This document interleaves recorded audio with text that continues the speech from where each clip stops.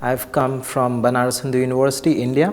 I am third year student of Bachelor of Ayurveda Medicine and Surgery, and I've done a quite research work in the Ayurveda policies, actually a type of review work. I've gone through the Indian scriptures and like the surveys, I've critically commented on them. It has been published. Few publications have been there. Tomorrow I am going to speak about vegetarianism as a boon for patients of cardiovascular and metabolic diseases.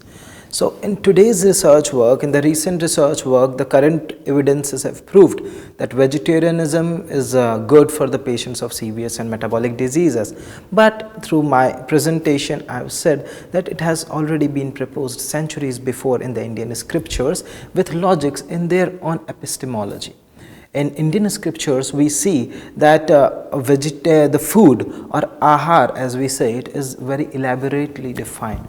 So when we see the Holy Bhagavad Gita, they have divided ahar or food into three forms. That is the one that is dominant in sattva, raj, and tama guna. Guna are the qualities.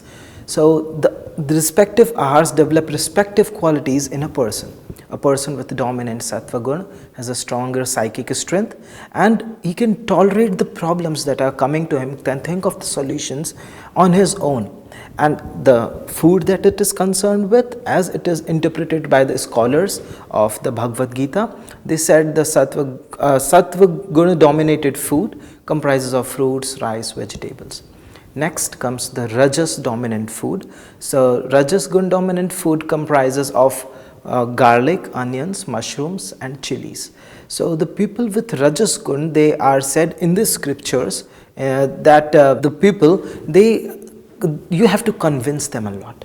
You have to do hours of convincing, and then the person says, okay, it's okay. Then he understands it. Then comes the third form, the last form, that is tamas quality, tamas gun dominant food. So that comprises of meat, poultry, fish, and the food that has been cooked more than 3 hours back, and we have freezed it and then we eat it. So the people with dominant tamas gun who eat that food is said that when they come up in the same problem that the Sat and Raj person has come up, they won't be able to, neither you would be able to convince them, nor they are going to be able to solve it. They are only going to be remain in stress and problem.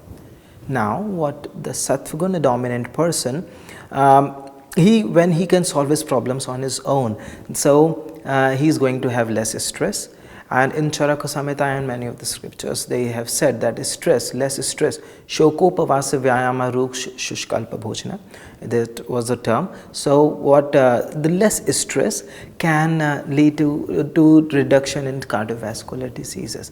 And even we see in modern researches today that stress is linked with altered hypothalamic pituitary adrenal activity, leading to obesity and many other metabolic disorders. When we see the Indian scriptures, in the later phase of India, there's a Jainism that got developed. It's ahimsa they promote.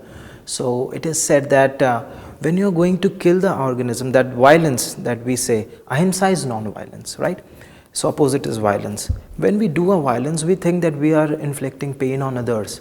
But it is said that when we do violence, it's not that we are inflicting pain on others, but we are inflicting pain on ourselves, because our soul is unable to get liberated.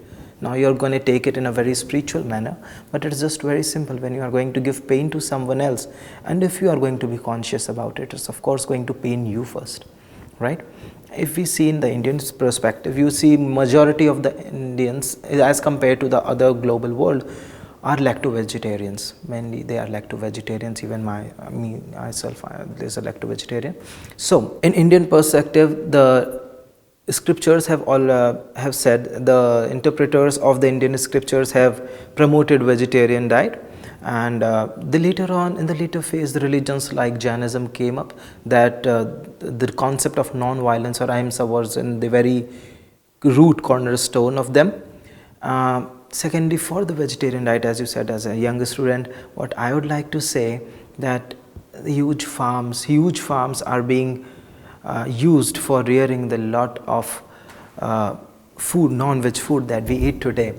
So I would like to say, if somebody is eating, I'm not totally against the consumption of non-vegetarian diet when concerned with the medicinal and therapeutic purposes, or when it is consumed in a way like we are living in a very coastal area.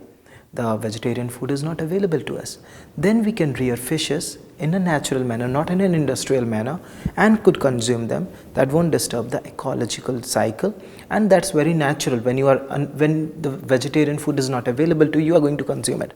But when it is available to you, you can enjoy it.